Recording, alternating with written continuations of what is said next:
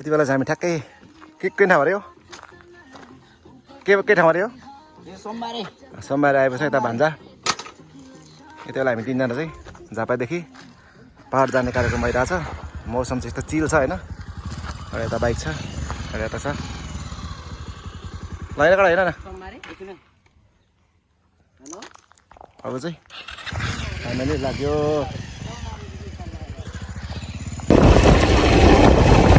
बाटो चाहिँ यस्तो अफरोड छ होइन अफरोड छ पुरै बाटो चाहिँ अब हाइवेबाट जाउँ भने धेरै लामो बाटो पर्छ त्यही भएर चाहिँ हामी आज चाहिँ अफरोडबाट जाँदैछौँ बाटो चाहिँ यस्तो दामी छ है केटाहरू चाहिँ अगाडि जाँदैछ म चाहिँ पछाडि जाँदैछु किनभने बाटो एकदम धुलो छ नि त त्यही भएर अब एकै ठाउँमा हिँड्नु सकिँदैन क्या त्यही भएर अघि पछि गर्दै हिँड्दैछौँ आजको मौसम चाहिँ लास्टै दामी छ हेर्नु पानी पर्ने छैन पानी पऱ्यो भने चाहिँ आज दुःख पाइन्छ लास्टै है बाटो खराब हुन्छ पानी पऱ्यो भने चाहिँ गाउँ चाहिँ तर राम्रो रहेछ यो बाटो चाहिँ प्रायः म धेरै हिँडेँ बस्थेँ तर वर्षाको एकतालले मात्रै घर गइन्छ त्यो भएर अब पहिला चाहिँ धेरै हिँड्थेँ अब अहिले चाहिँ यो बाटो प्रायः हिँड्दिनँ किनभने अब फ्यामिलीसँग हिँड्नुपर्ने हुन्छ त्यही भएर चाहिँ अब यो बाटोमा अप्ठ्यारो हुन्छ नि त त्यही भएर कम्ती नै हिँड्छ होइन बसेको टाइममा गाडीहरू पुरा कुदिरहेको छ बाटकुरी धुलो उडाइस जोस् घर पुग्दा चाहिँ घरको मान्छेले आज नचिन्ने नै भयो है मलाई त्यस्तो लागिरहेको छ किनभने धुलो एकदमै धेरै ज्यादा धन्न गाडीहरू चाहिँ अलिक कम्ती कुद्छारमा मात्रै गाडीहरू ज्यादा कुद्नु भने चाहिँ यहाँनिर चाहिँ मान्छे चाहिँ चिनिँदैन क्या जोस् अब एउटा हातले बाइक समातेको छु एउटा हात चाहिँ छैन होइन एउटा हातले भिडियो गरिरहेको छु अब धेरै लामो त गर्न सक्दिनँ तर छोटो गर्छु है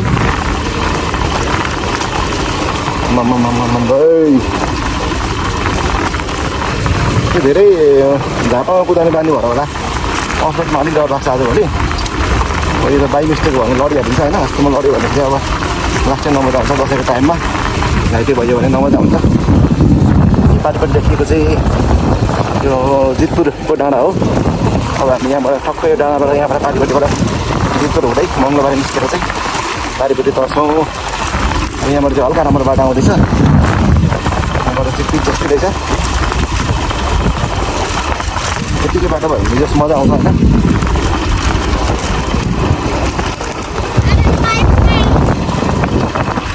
राम्रो छ केटाहरू कहाँ पुग्नु थाहा छैन म चाहिँ आफ्नै पारामा गइरहेको छु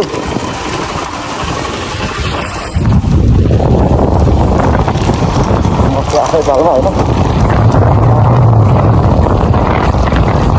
यहाँ आउँदा पनि तर कस्तो गर्मी भइरहेको छ पुरा झापा छोडिसकेर पनि पुरा गर्मी भइरहेको छ क्या आजको पछि जस्तो गर्मी रहेछ अस्ति गर्मीको टाइममा त्यस्तो धेरै गर्मी भएको थिएन तर अहिले चाहिँ अब जाडो केटाहरू यहाँ पुगेछ है हेर कडा ल यस यात्रा रमाइलो छ अब काहीँ अप्ठ्यारो काहीँ सजिलो त्यस्तै हो यात्रा जिन्दगीको होइन त्यस कहिले छ अब चाहिँ हाम्रो यात्रा त्यस्तै हुन्छ अब सजिलो छ भिडियो बनाउँछ बनाउँदैन त्यही हो अन्त ठिक छ नि गाना बज्दैछ यता आफ्नो साइडमा हिँड्नु ल आफ्नो साइडमा हिँड्नु आफ्नो साइडमा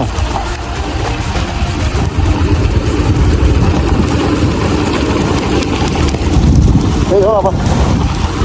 गाउँ जाने हो दसैँ मनाउने हो रमाइलो गर्ने हो मासु भात खाने हो है त्यसपछि फेरि रिटर्न हुने हो झापा त्यही हो अब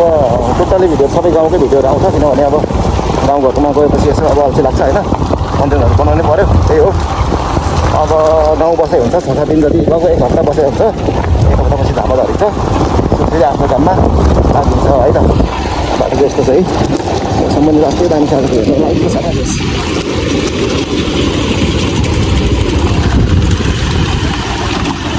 भन्दा कता दसैँमा के मासु खाने घर गएको मासु नै खाने भान्जाको लागि ओ माइक बाटो बाफ्रे एउटा हातले हेर्दा यहाँ यस्तो अफरोडमा है एउटा हातले मोबाइल एउटा हातले बाइक टोक्ने बाटो ओइ यो बाटो कसले बिगारो म मन्त्री भएको यो बाटो सब पिच हानिदिन्थेँ मलाई बक्न म मन्त्री हुँदैन यो बाटो म सब पिच यहाँबाट पारिपट्टि पुल लगाइदिन्छु गफै त हो नि होइन आमामा पसिना के साह्रो आएको यार आमामा अब त पुरै मध्य टाढा आइसक्यो त यार ओ झन्डैको आखिरी एउटै हातले बाइक कुदेर आएको छ यार एउटा हात मोबाइल छ ल त्यही हो अब अलिक पारिपट्टि पोस्ट खिच्छु अब चाहिँ सकिँदैन खोला पनि आइसक्यो होइन अलिक अप्ठ्यारो छ बाटो अब चाहिँ एकछिन बन्द गर्छु यसो फेरि कन्टिन्यू हुन्छ है त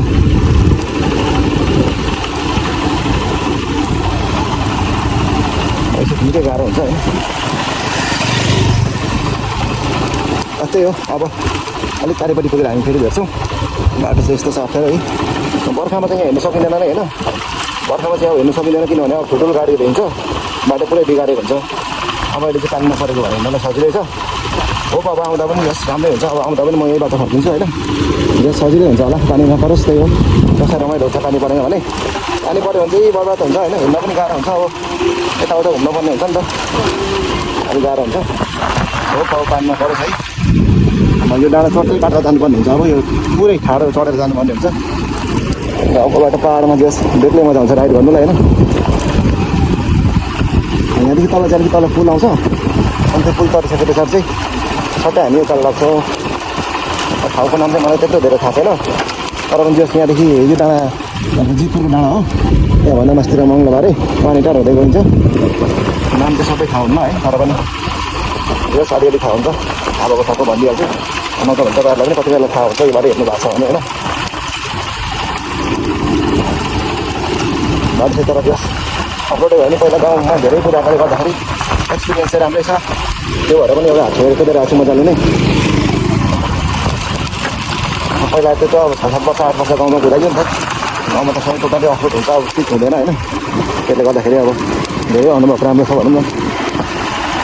गाडीहरू चाहिँ आइरहेको छ गाडीहरू चाहिँ बाबाले उडाउँछ क्या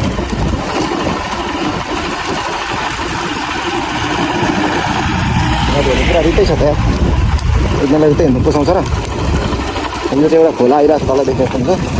तर यो कुन खोला हो के हो थाहा छैन मलाई एउटा खोला चाहिँ आइपुग्यो ल अब चाहिँ बाटो धेरै अप्ठ्यारो छ अब चाहिँ म भिडियो बनाउँदिनँ हामी चाहिँ यात्रा गर्दै गर्दाखेरि चाहिँ यति बेला जङ्गलमा शीतल छ यहाँ त्यो भएर यहाँ एकछिन बसिरहेको छौँ एउटा गीत बजाउँदैछ बाइक पनि एकदमै धेरै हिट भयो त्यही भएर एकछिन सेलाओस् भनेर हामी चाहिँ बस्यौँ यस्तो पोका पतरङ्गा बोकेर कहाँ जाँदैछ त केटाहरू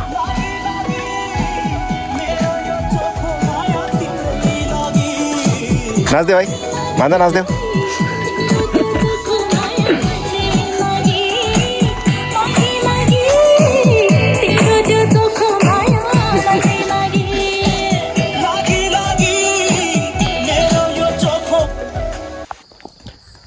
यति बेला हामी ठ्याक्कै आधी बाटोमा छौँ यात्रा गर्ने क्रममा हामी चाहिँ ठ्याक्कै सिद्धिथुम्का कट्यो होइन अब यहाँदेखि टक्क मङ्गलबार निस्किने अनि मङ्गलबारदेखि पारिपट्टि अब लगभग यहाँदेखि 1.5 घन्टामा हामी घर पुग्छौँ अहिले ठ्याक्कै सिद्धिथुम्का आइपुग्यो सिद्धिथुम्काबाट अलिक मास्तिर पञ्चायत बजार थोरै मास्तिर डाँडामा देख्न सक्नुहुन्छ सिद्धिथुम्का यो देखेको चाहिँ सिद्धिथुम्का हो अनि यता चाहिँ पञ्चायत बजार यो चाहिँ पञ्चायत बजार हो यो चाहिँ सिद्धिथुम्का राम्रो देखेको छ यहाँदेखि है सिद्धिथुम्का त प्रायः सबैलाई थाहा छ नि त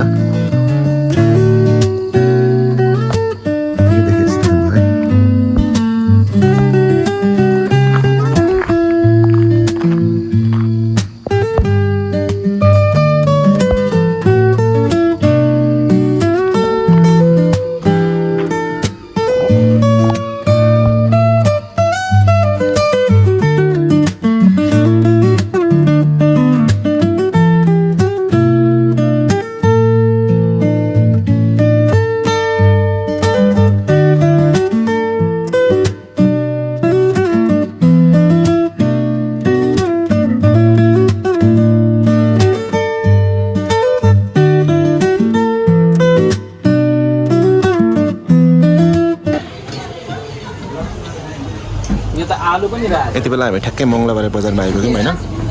यो चाहिँ मङ्गलबारे बजार हो हुन्छ चप्प बादल लागेको छ पानी पत्ला पत्ला जस्तो भइरहेको छ मौसम र हामी चाहिँ एकछिन खाजा खाएर जाने भनेर बसेको हो अब हामी यहाँदेखि खाजा खान्छौँ त्यसपछि फेरि गन्तव्यतर्फ लाग्छौँ पूर्ण अब चाहिँ यहाँदेखि हामी लगभग 1.5 घन्टामा पुग्छौँ 1.5 घन्टा जतिमा चाहिँ अब यहाँदेखि तल खोलासम्म चाहिँ पिच हिँड्नुपर्छ त्यसपछि चाहिँ टोटल्ली अफ रोड हिँड्छौँ हामी मङ्गलबारे पुरानो बजार हो केटाहरू चाहिँ यहाँ खाजा खानलाई बसिरहेछ हेलो हेलो केटा तिमीहरूको जहिले हात नउठाएको फेरि ल हामी चाहिँ त्यसलाई यहाँ टक्क मङ्गलबारे बजारमा खाजा खानलाई बस्यौँ अब खाजा खाने त्यसपछि चाहिँ फेरि लाग्ने अब किनभने अब रात पनि बन्नु लाग्यो होइन निकै टाइम भइसक्यो अनि हामीलाई यहाँसम्म आउनुलाई चाहिँ लगभग कति घन्टा लाग्यो भाइ 4 घन्टामा आइपुग्यो त्यति लागेन नि 3 घन्टा लाग्यो होला अब यहाँसम्म आउनुलाई अब यहाँदेखि 1.5 देखि 2 घन्टामा पुगिन्छ अब यहाँदेखि चाहिँ अलिकति अफ रोड हिँड्नुपर्छ मोमो आइसक्यो मोमो खाजा खाने हो टक्क लाग्ने हो यसले चाउमिन खाँदैछ भान्जाले मोमो ल मेरो मोमो हो